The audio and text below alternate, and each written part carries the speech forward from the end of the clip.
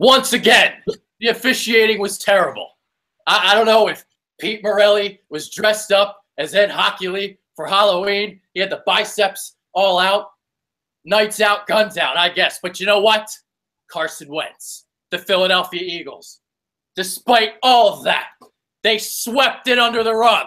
And you know what they did? They swept the Washington Redskins. 34-24 victory. And you know what, Dallas?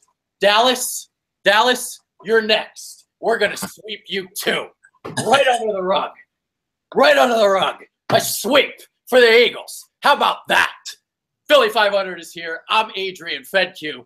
MVP, Ginger Jesus, the Ginger Destroyer. Unbelievable performance. 4 more touchdowns. What? I wasn't too happy because they missed the pass to Alshon, so it was a little bit, hey, what? And I'm sweeping too, baby. With a dustpan, bring it out. Let's sweep it all up. Yes, we're going far. We're going far. I won't say it. We're going far. Unbelievable game. Tonight is one of those nights in the next 10 years, in the long history that this kid hopefully will have as a quarterback.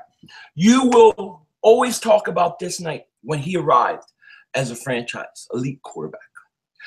Sam Hinkie might have died for your sins, but Carson Wentz arrived tonight to save your life. The Eagles are here. Oh, my. Oh, my. 11 touchdowns in his last 3 games. This is unbelievable. 4 more touchdowns tonight. The team comes out flat, and then all of a sudden, boom, beautiful bomb to Mac Hollins, 64 yards. And then boom, on the next drive, it's Zach Ertz. They go down, they score again. 4 touchdowns in 5 drives. Eagles put this game away. 5. Delete the Redskins. 5. Now you can't. I don't want to hear anybody. You're next. See this? Oh. Man, they're going to get swept up too. They stink. They stink. They stink. I ain't sweating Dallas.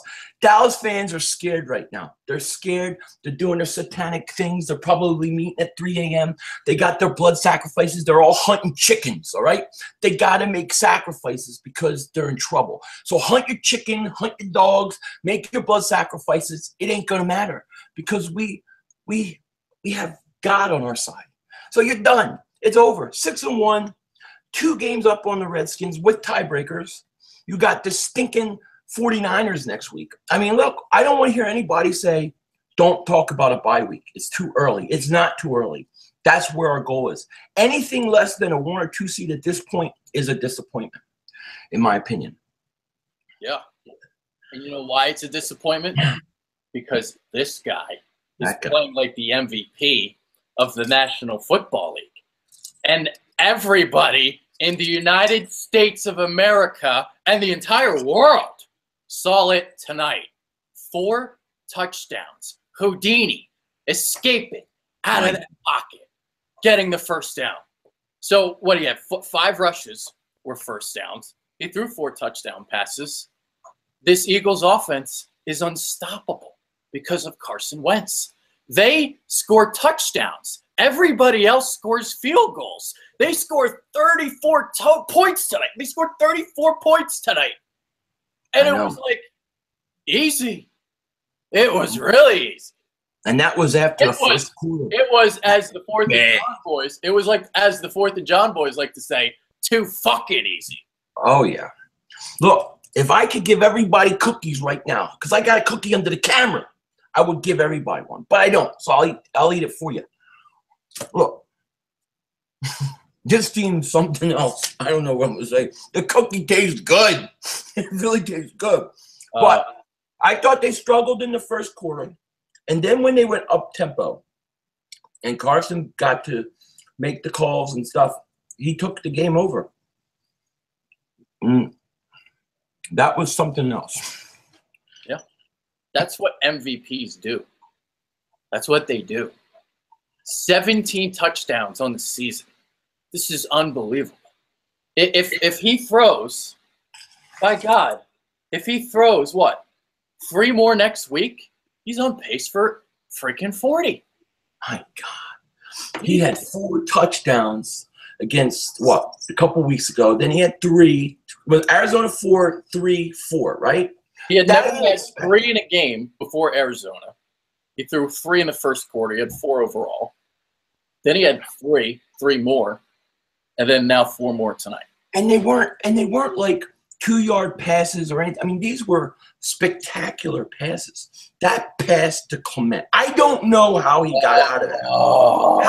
That was like, I was texting you. That's Aaron Rodgers, Tom Brady. Like, that's a next level. That's next level stuff. I mean, that was unbelievable. And then to get out of that one where he looked like he was sacked, I was yelling at the camera. I turned away because I thought the play was over. And I see him running. I'm like, what the hell's going on? And he was still going. I mean, those were unbelievable plays on prime time in front of the world. In front of the world. This guy's a big game quarterback. This guy's a big pressure quarterback. You can tell. Look, we're going to win a lot of Super Bowls in this course of this guy's career. I really believe that. That S word came out. Philadelphia doesn't want to hear it, though. But it's not this. I didn't say this year. I said over the course of his career. That is true. I feel comfortable saying that. That is true. This guy leading the way. This guy. So this guy's statistics: 17 to 25, 268 yards, 4 touchdowns, 1 interception, 8 carries for 63 yards. But again, just surgeon-like. I mean, he just took over the game when the entire team was just flat. They came out flat. What I feared came true. Having 11 days to hear how great you are. And then Carson Wentz was just like, all right, that's it. I've had enough. The officials can't stop me. It doesn't matter if it's 1st and 35, with like that first drive. Jesus Christ. Right. Ed Hockley on primetime is a recipe for disaster with those guns and a national audience. He wants to show them off. But he just wants FaceTime.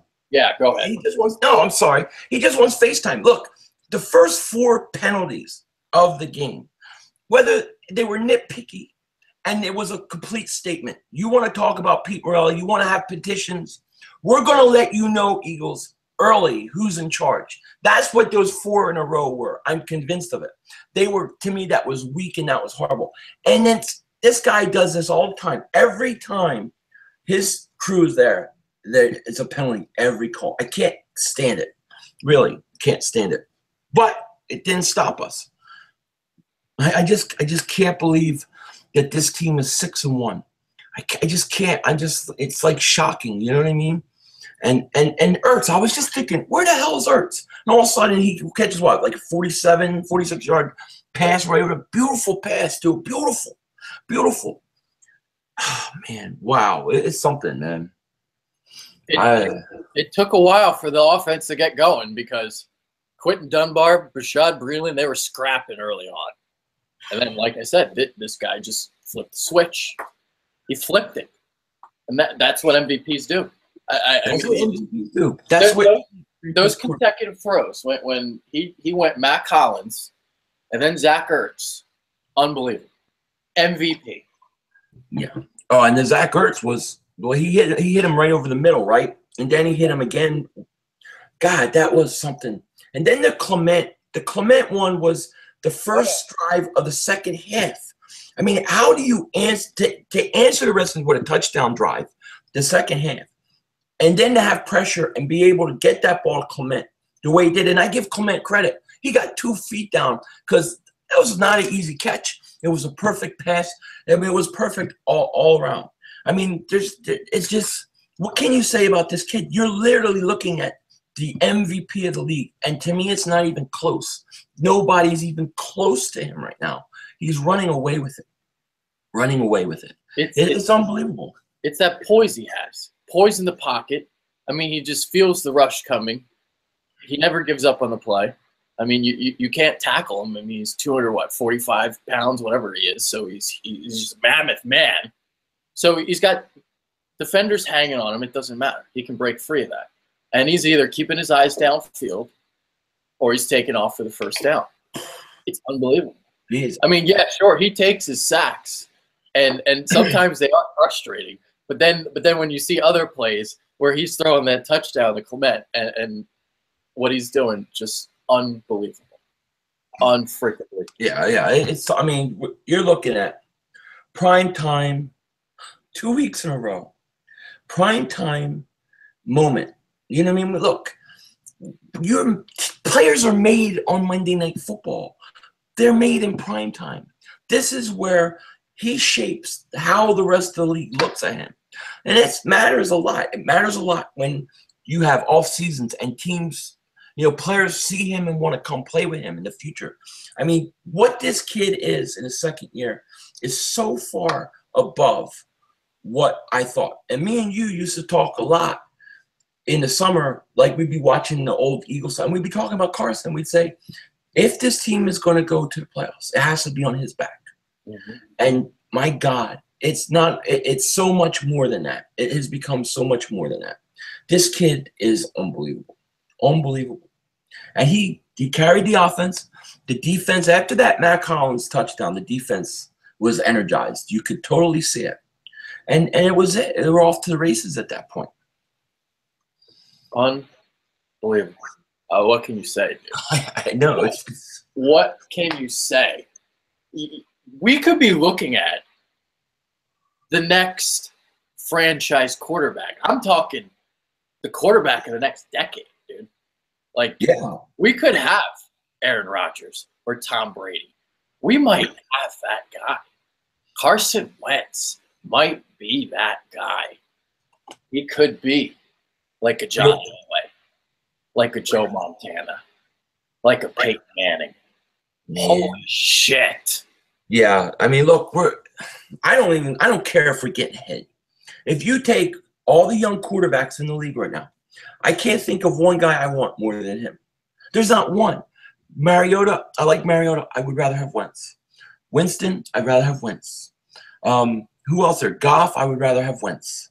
I'm trying to think who else there is that's really young. Prescott stinks. Can you believe these stinking Cowboy fans tried to tell us that we could have got Prescott, that they got the greatest quarterback, that they got the guy. He couldn't tie Carson's shoes. He couldn't play with Carson Wentz. He's not at his level. He's not at his level. Dak Prescott is not at Carson Wentz's level. Sorry, Dallas. Our guy is better than yours. And that's just the way it is. All those quarterbacks, sweep them aside. Sweep them aside.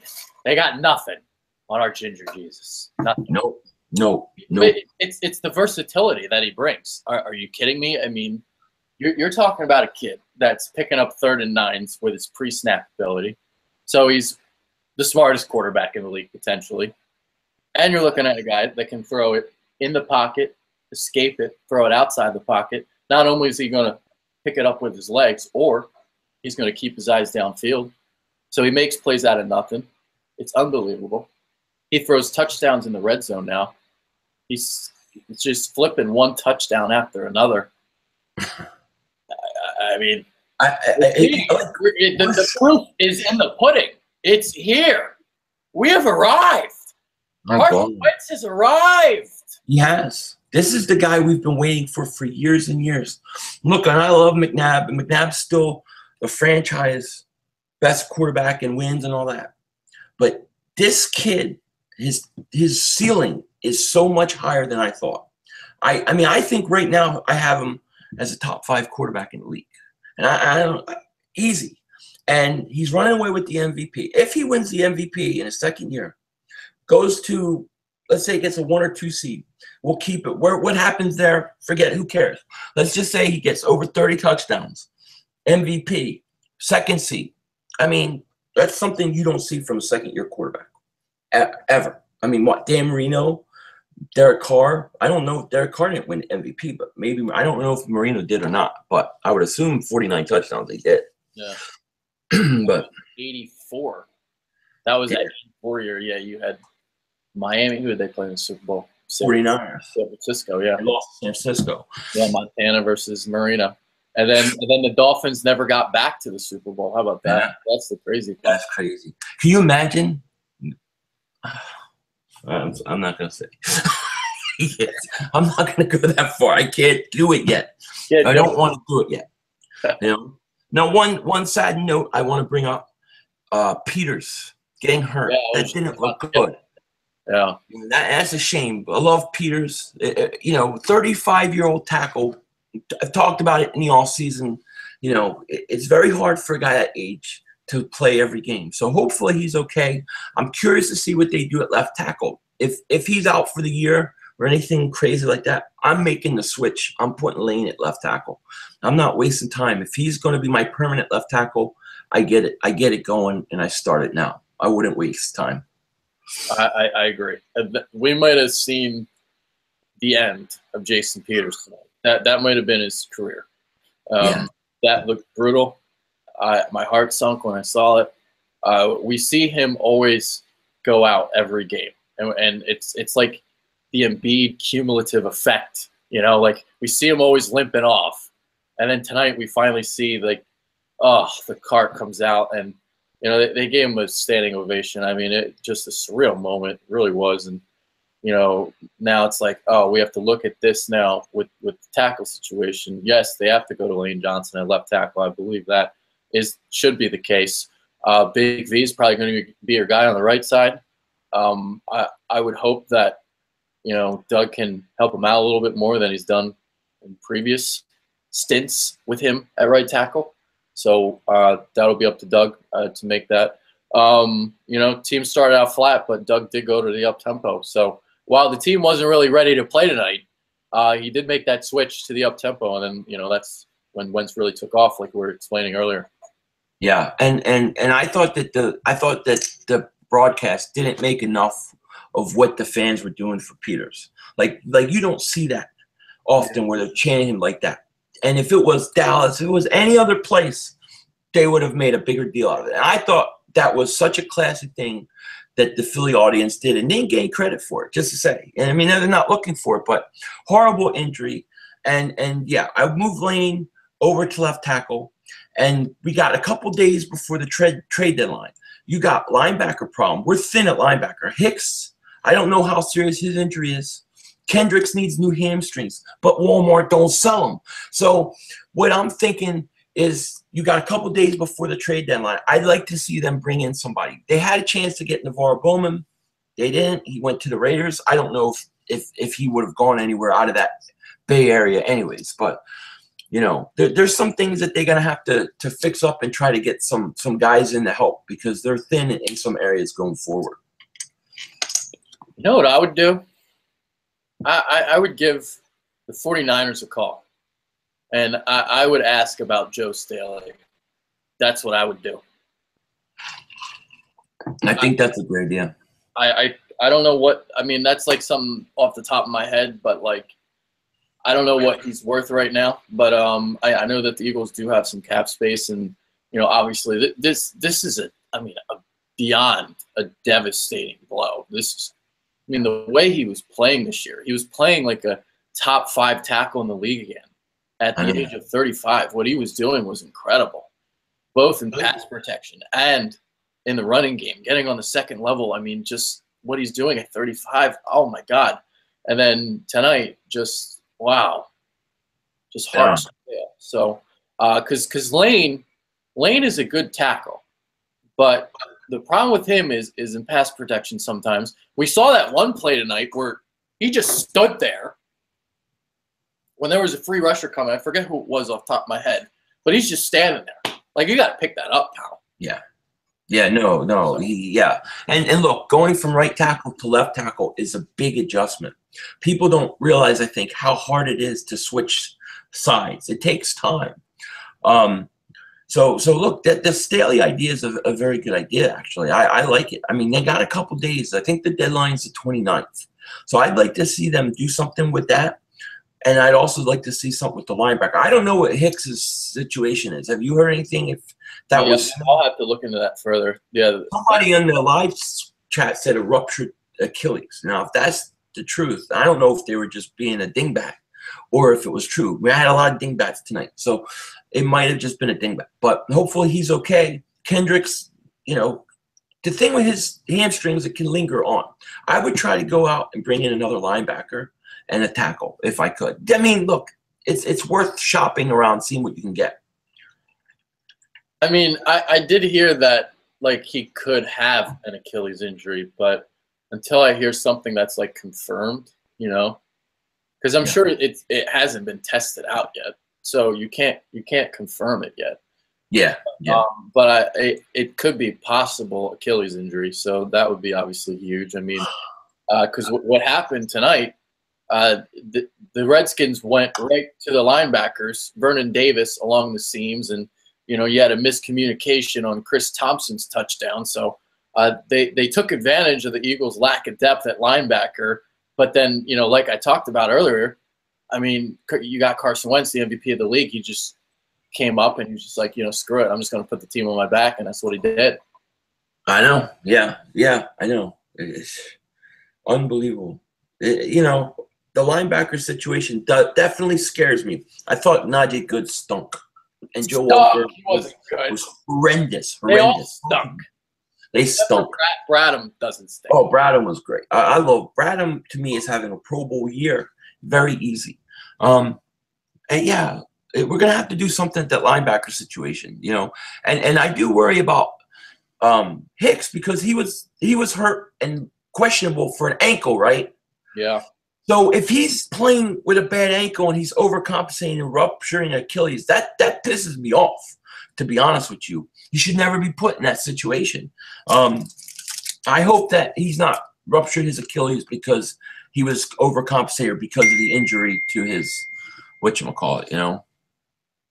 Yeah, I mean, that's when injuries happen or when you're hurt and you play when you're hurt. And then something else. You know, that's what they talk about with Embiid. Like that's the reason why, you know, when he's feeling tired, that's why it comes out, because that's when injuries happen, when you're tired. And then in this case, it's like when you're hurt, you don't want to just put someone out there. Because you could get even hurt, even worse. Yeah. And by God, look what happened. If this is really an Achilles injury, this is devastating too. So you got Peters and Hicks. It's like one blow after another this year. It's just incredible how resilient this team has been. It is, yeah. And look, that's what you get with the leader, the general. Carson Wentz is he keeps coming, man. And he's carrying this team, in my opinion, no doubt about it. Yeah. And here's the big question of the night. Do we have to worry about Jake Elliott now that he missed a field goal? Do we have to worry about it? Is he going to lose confidence? Should we bring Sturgis back? I think. well, it was he missed the field goal because he didn't have the power of Jason Peters behind. Yeah, well, we got to get Peters back on the sideline. You know. Yeah. No more misses, Jake. No more. Yeah. Unacceptable. So we were worried the Eagles were going to read their clippings. We were worried that they were going to think the world of themselves, come out and be flat. They kind of came out flat. They did for a quarter and a half. And then they got it going, and they won. Now you play a winless team that everybody in the world thinks you should beat. You cannot lose this game. I don't think they will, but I do get worried when an NFL team is like 0-5, 0-6, 0-7, because usually it's coming at some point, and you don't want it to be your team. You have to go out and you have to take out San Francisco. No question about it. You know, but it's a short week, a lot of injuries. But hey, you know what? We won tonight. That's what matters the most. We swept the Redskins. Swept them. Dallas are next. Sweep. Done. Yeah. How great is it to sweep the Redskins? Oh, all that heartbreak in recent years. You know, the Eagles had chances to make the playoffs. And the Redskins, a pain in our ass. And now we deliver the knockout blows. Yeah. Oh, man. Did you see how pissed they were? Two Cousins was so mad. It was great. On that interception that he threw after Bradham hit him, he was so mad. He was crying like a little baby. And Josh Norman, they kept showing him, son. All he was doing was crying like a baby. Every play, he's crying like a baby. But they lost. They stink. We swept them. Where's my broom? I threw it somewhere. They're done. It's beautiful. I can't believe we're 6-1. I cannot believe it. Yeah, yeah. I mean, like we were talking last week. I mean, things are opening up in the NFC. There, like you said in the beginning, there is no reason why this team shouldn't get a 1 or 2 seed. Carson Wentz is the real deal. He is this good. He has arrived. These are our expectations now. Let's think about this. I mean, it's legitimate because think about the NFC. It's not a good conference. When Aaron Rodgers coming back in the middle of December, we'll see if Green Bay is even in contention at that point. Because this could be a situation where, like, in a playoff scenario, we might have to play a 6 seed that's like Atlanta in a divisional playoff game, like Atlanta, like sneaking in as a 6 seed or something because of the way they're playing right now. So you might have a team like, because I'm like thinking to myself, I'm like, all right, so you have this situation. You have who in the NFC? NFC North, it's like, all right, maybe you're gonna have Minnesota, but they're not gonna have a better record than the Eagles. And out west, you have either the Rams or Seattle. I mean, the Eagles are going to play these teams, so we'll kind of see what happens there. And then the NFC South beat Carolina. Atlanta is like stumbling, and they have a difficult schedule. We'll see about the Saints. So you might have a better record than those teams. So if you win the NFC East, you can take care of Dallas. You're looking at a 1 or 2 seed. And the NFC West might get the 2 seed. You know, those 2 seeds teams might get the 1 or 2s. The NFC East, NFC West. Well, think about this, right? You're 6-1. You play San Francisco, so you're going to win.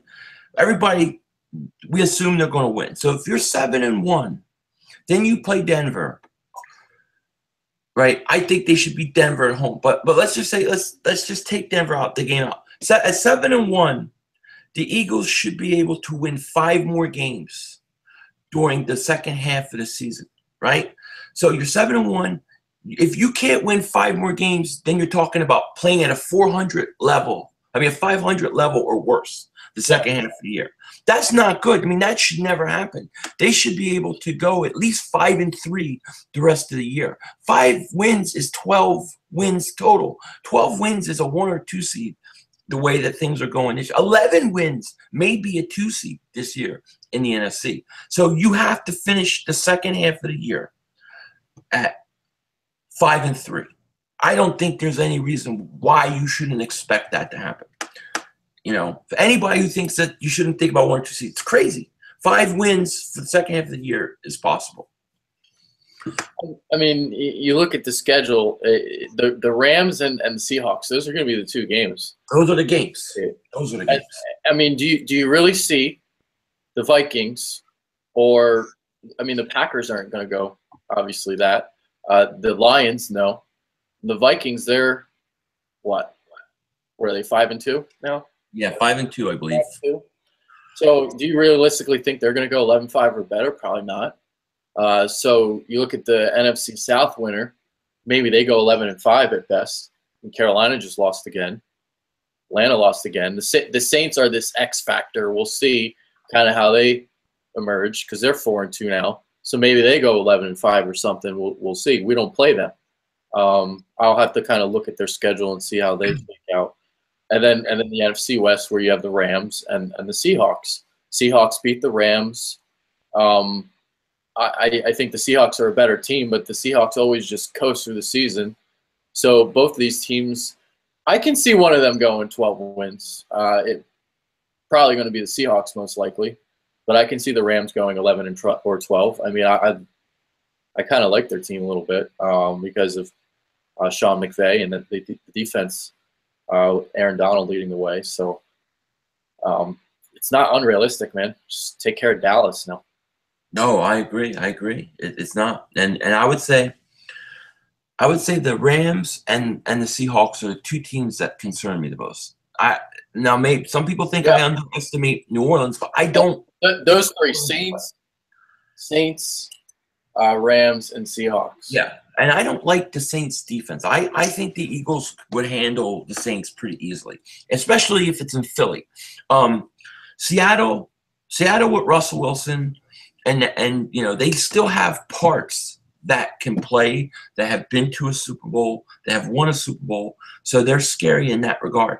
And then I think the Rams have good defensive players. They have a pretty good defense. They have a great running game. They have a good young coach. I really like their coach a lot.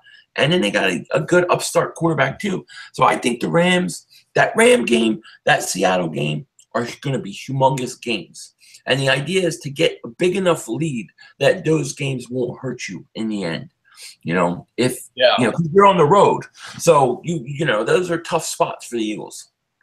Yeah, and you look at, all right, I'm gonna pull up the schedules. We're gonna look at it just real quick. Then we'll kind of get back to the game. Do it. Yeah, so I just want to look at those two schedules because I'm curious about the Rams because now you're looking at the NFC West and a situation where the Niners stink. There are two halves to consider. The Niners stink. The Cardinals stink. So you got an easy division. You might have a really easy schedule down the stretch. All right, so I'm just going to rattle off. So the Rams are 5-2 at the Giants. So that's an interesting game. Actually, I think the Giants are going to win that game. Texans at home, at the Vikings, Saints at home. So you look at that situation, and the Saints and the Rams potentially meeting for playoff seeding. At the Cardinals, so they stink. Eagles at home, at Seattle right after that, at Tennessee. We'll see if the Titans start playing better. And the Niners at home. So that's not exactly easy. So I don't see how they get more than 11 wins. Yeah. So we see that there. What do you think as I pull up Seattle's schedule? What do you think? I think you're right. I think personally, I think Seattle's the team that you have to worry about more than anybody in the conference. Seattle, because they're known to get hot at the end of the year, and they've been there before. A team that's been there before and done it before, they worry me. So I would say I'm fearful of them the most, and then probably the Rams. Now, we beat the Redskins twice because I do think the Redskins are a very good conference team. I agree. But because we swept them, we're in a good position with them. Yeah. So I would say Seattle would be my biggest fear, followed by the Rams, and then I guess maybe the Saints. You got to wonder who's going to be the team that gets hot at the end and makes the run, because there's always a team that gets hot, gets into the playoffs, goes in as a wild card, and then wins. So that we don't know. It's too early to tell. I'll tell you what, if the Eagles want a 1 seed over Seattle, they may have to win 13 games. So I'm looking at so we'll see if Seattle sleepwalks. We'll see how much they want that 1 seed because they got the Texans at home. So that's an interesting game because Watson's playing really well against obviously a great defense, but so many injuries on the Texans side. So I would think Seattle wins that game. And then they get the Redskins at home, so another home game against a good opponent. And then their road game is at Arizona. Arizona stinks. They're done. So that's a win. You got Atlanta at home. So that game is really interesting because we'll see how Atlanta is in the standings. So we'll see there. At San Francisco, I mean, Jesus Christ, that's a W. Eagles at home on a Sunday night. Oh, that – whew. I would say Seattle's probably – see, I would say the Eagles out of those two games, because they're back-to-back, Rams and Seattle, they'd probably beat the Rams, but not Seattle, right? You would think. I would agree, yeah. But if they beat Seattle, if they go into Seattle in that spot and win, you're looking at number 1 seed, most likely. That would be unbelievable. Yeah. Hey, look, man, I don't put anything past this quarterback. I don't put anything past him at this point. We talked about Seattle playing great at the end, right? And the great teams emerge after Thanksgiving. Well, after Thanksgiving is when they're going to make their money. Eagles at the Jags, Rams at home, at Dallas, and then Cardinals to close the season. So if they lollygag through anything, hopefully they lollygag and pick up like 1 or 2 losses along the way because that stretch there, they'll probably only have like 1 loss because that's what they do at the end.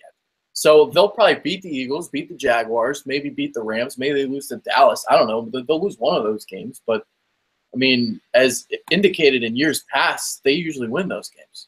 They do. They usually win those games. And they're going to be the team to worry about. Like, I thought the Giants early on had a chance to beat them.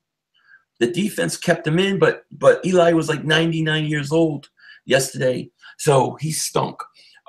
Look, maybe a team like the Jaguars at home are playing good, and somebody can upset them a couple of times. And look, maybe the Eagles go in there and they take it from them. You know, I mean, who knows? Anything's possible. I think at least a 2 seed. If you come away with at least a 2 seed, I can live with that. You know, but anything less than a 2 seed at this point would upset me. I would not be happy. Yeah. I mean, a 1 seed, I'm thinking in my head, you're realistically probably going to lose at Dallas, at Seattle. So you'd have to go 13-3. So those 2 games are losses. You'd have to win all the rest of the other ones. Yeah. That's right. If you want a 1 seed. Yeah, it would be tough. It's going to be tough. But look, you just got to play, right? I guess that's what I say, 1 week at a time. Just beat San Francisco, beat Denver, go into your bye week. I'm not convinced that we're going to lose that Dallas game. I think we're going to beat Dallas in Dallas. I think Dallas is in big trouble. I think the Eagles are very, very good, and they are legit, and they should be feared. And it's because of Carson Wentz. I mean, you have a franchise quarterback with a great defense. Right. This team is legit. Definitely legit. It's okay to be excited, Philadelphia. Oh, it's okay. Everybody's going to be loving the Eagles now. I mean, look, the Carolina was the game where you say, we are a good team. We deserve some respect. The Washington game was the game that says, our quarterback, our team has arrived. We're an elite team now.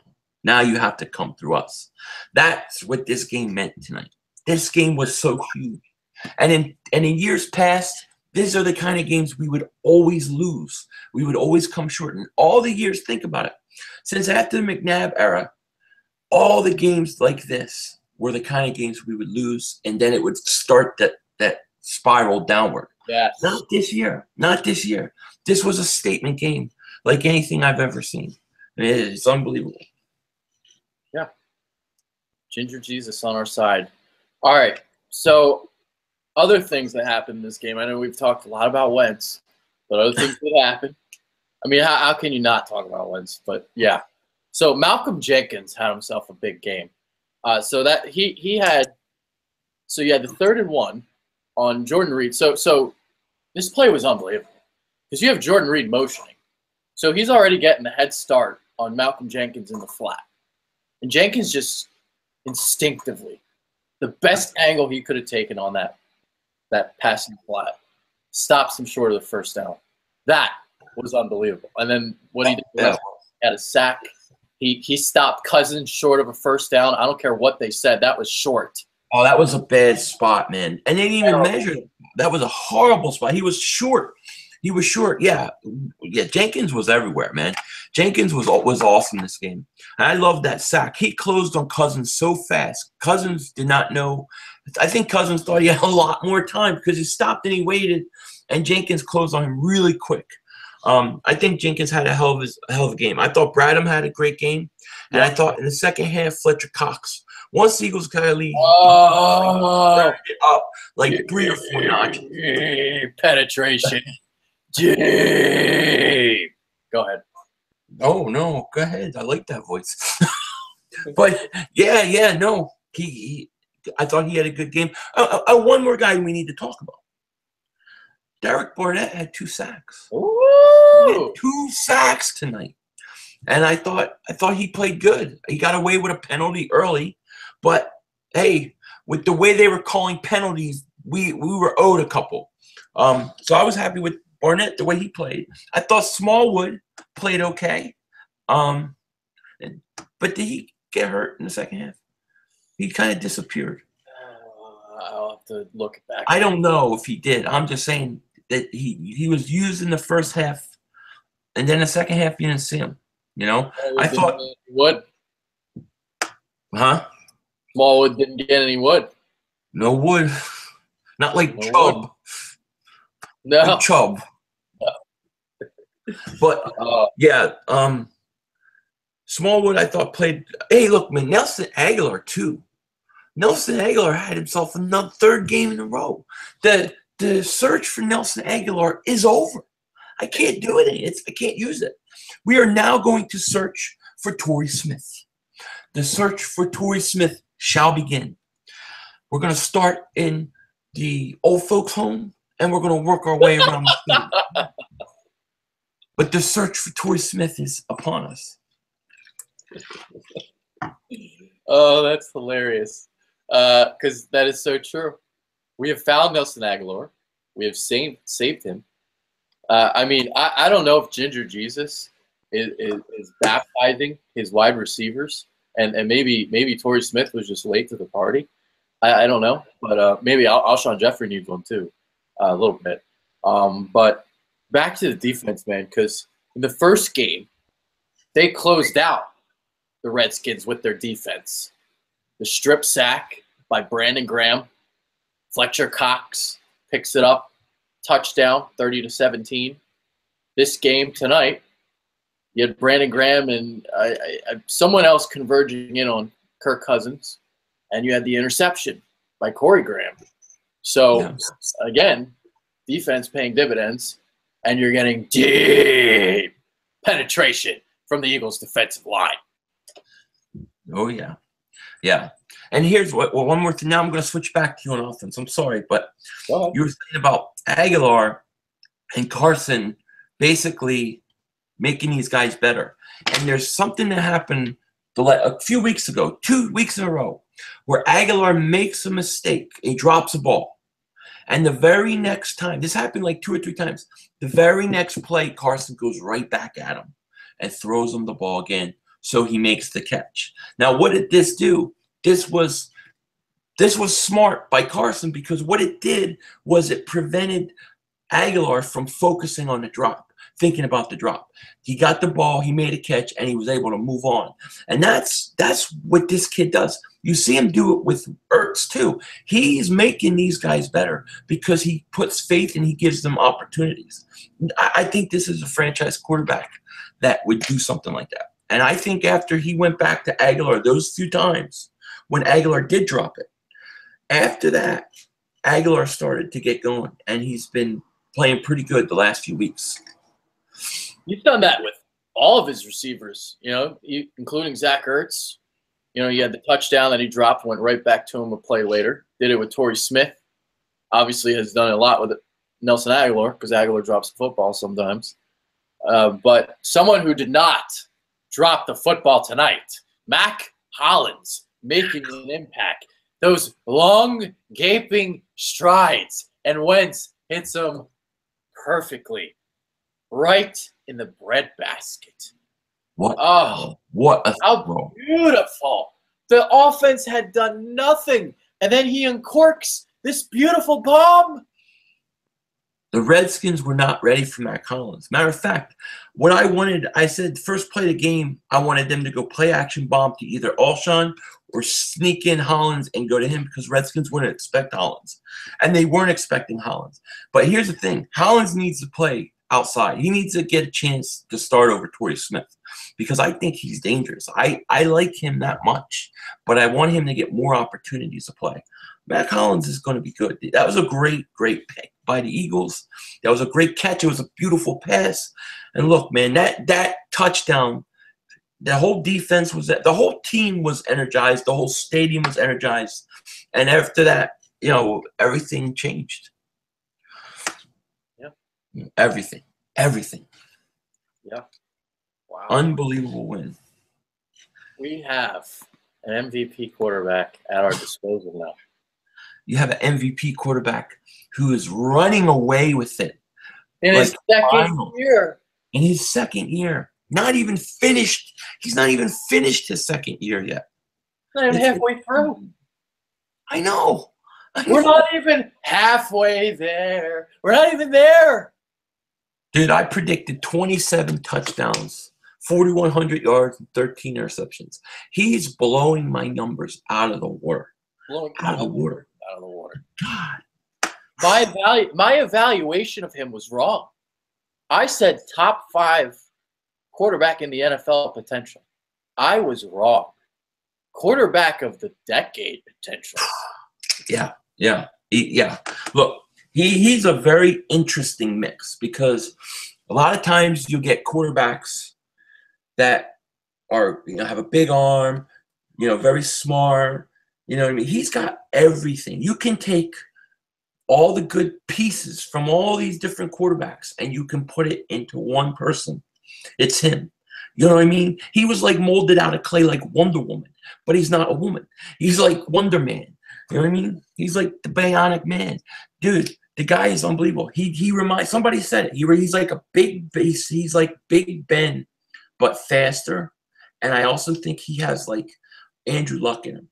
You know what I mean? Like to me, he's a blend of Luck and Big Ben.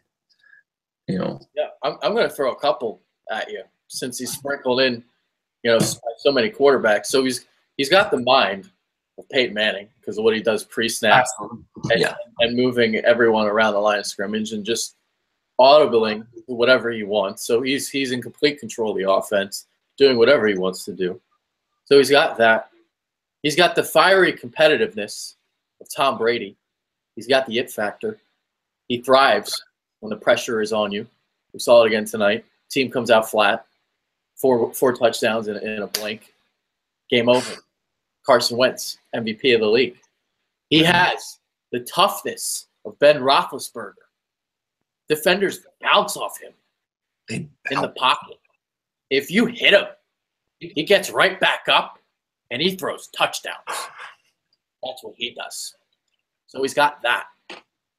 He's got the mobility of Russell Wilson, the way that he can escape the pocket and not only take off and run, but keep his eyes downfield and find open receivers.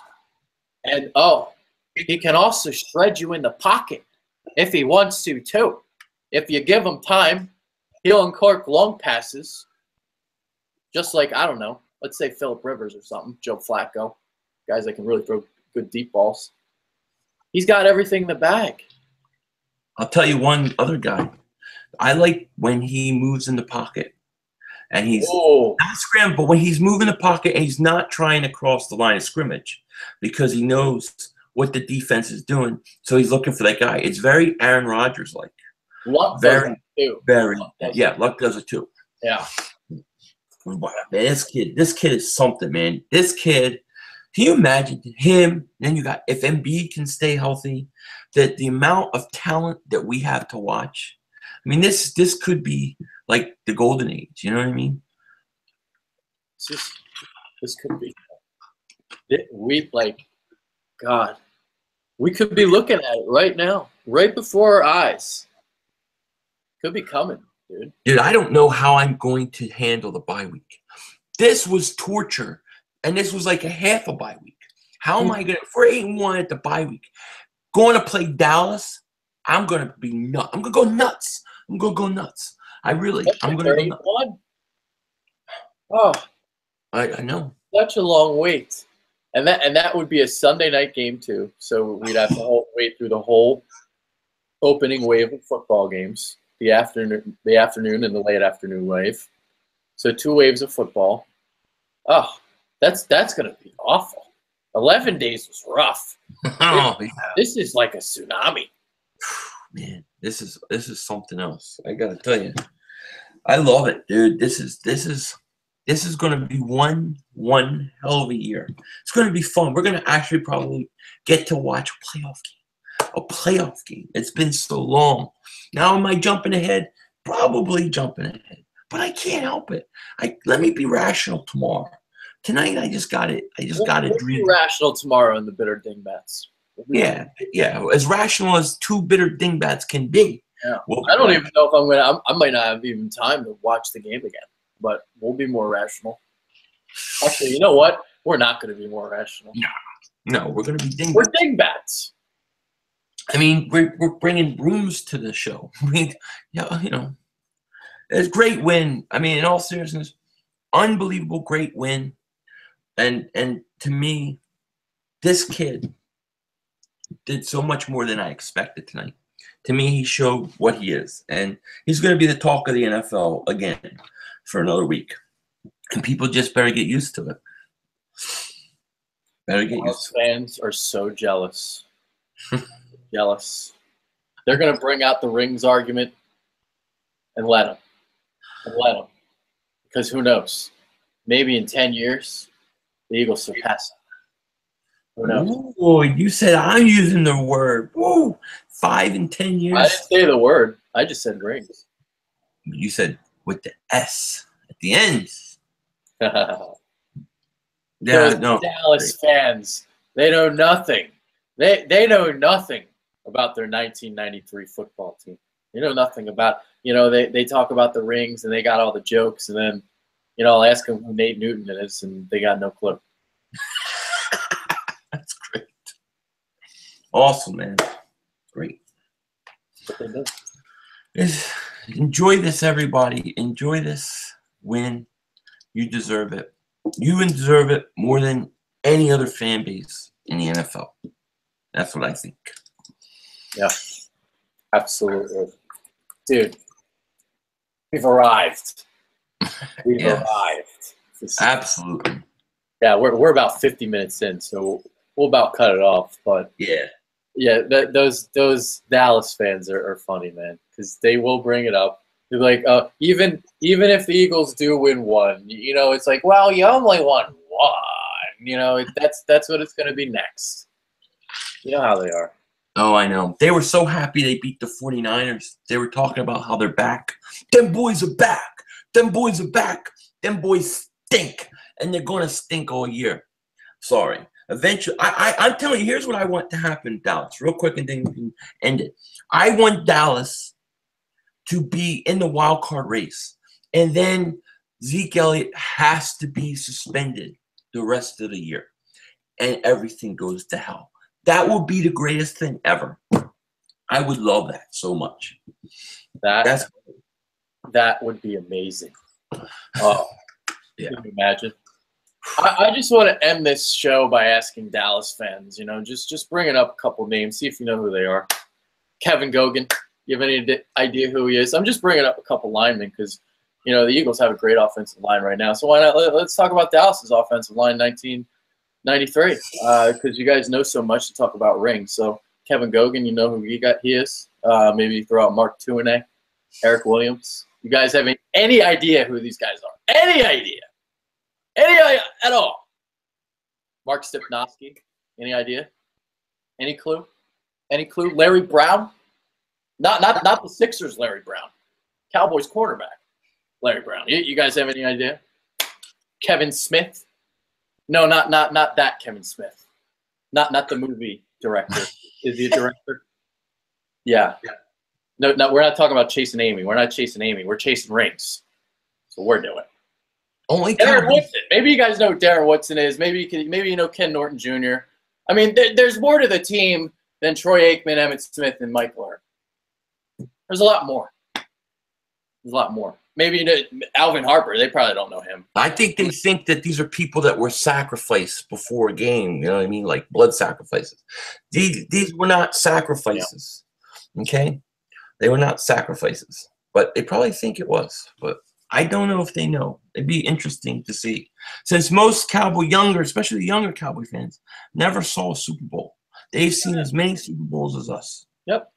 They have no reason to speak, especially when I know their team more than they do. So that's enough. When an Eagles fan knows your players more than you do, that takes your privileges away. Revoked. Not allowed to talk about rings. It's a new rule on the Bitter Birds. If you can't name more players than I can on your 1993 Dallas team, not allowed to talk about rings. Not allowed. The question is, are any Cowboy fans, have they come to the chat room? Because see, the Cowboy fans, when you talk bad about the Cowboys, they come to the chat and they start trolling your channel. That's what always happens to me. But I say, bring it. Just stick the dingbats in the corner, give them a bottle and a bib, and then that's it. That's what happens. That's it. And that's going to be about it for this show. So we just went, and it was glorious, just like Carson Wentz tonight. We complete the sweep of the Washington Redskins in front of the world. Carson Wentz has emerged. Ginger Jesus for MVP, the Ginger Destroyer, whatever you want to call him. But by the end of the season, he might, just might, be our MVP. You got anything else you want to say? Nope. Just thanks for the show. Don't forget to like and sub Bitter Birds, like and sub Philly500. We do much more, and we look forward to seeing you guys next time. Enjoy the night. Which will be tomorrow. Actually, later today. Later today for you, yeah. Later today for me. You out on the West Coast, still not. It's still tomorrow or yesterday. Yeah. Still Monday. It's still Monday. So you're celebrating the Eagles' victory tonight. I'm celebrating the Eagles' victory tomorrow. That's right. There we go. All right, we're out. That's Philly500. I'm Adrian. Thank you. Take care. Get the brooms out. Dallas, you're next.